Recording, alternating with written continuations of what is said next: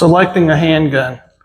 All right, so we're going to go over how to select a handgun or some of the criteria whenever you're choosing a handgun, and this is for concealed carry.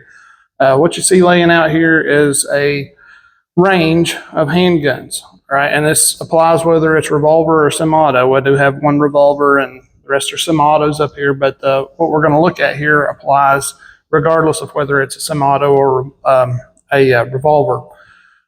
What you're looking at criteria-wise here is this. So we have a big, heavy gun, all right, which is excellent to shoot at the range because it weighs like 4 pounds, all right? And so 4 pounds is great when you're shooting at the range, but not so much fun when you're carrying it all day. The other end of the spectrum is this teeny tiny revolver. This is a 5-shot 22 revolver. Yeah, it doesn't weigh anything. You can literally forget that you have this with you, but it's not very pleasant to shoot.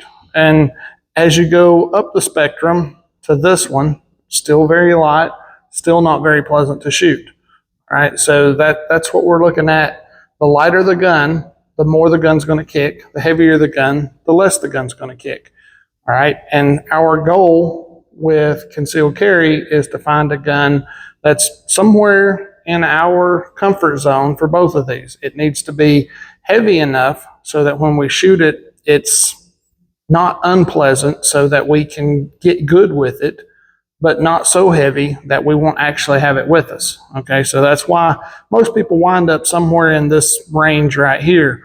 If you're only carrying something like this, you're probably not shooting it enough to get proficient.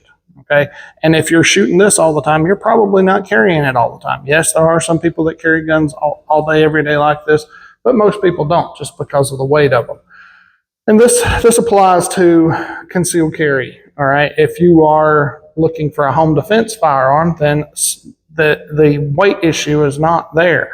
All right, you can have something at home that's much bigger and much heavier, even up to rifles and shotguns, because the weight factor for you to carry the gun is not there. So you're only probably going to have it on your person for a very short period of time, and you're not trying to hide it at all if it's a home defense gun. So the smaller mid-sized guns are really where we're kind of looking at for concealed carry, something that's small enough and light enough we'll have it with us and we can actually hide it, but not so small that we're not going to shoot it and practice with it and get competent with it so that we can use it for self-defense.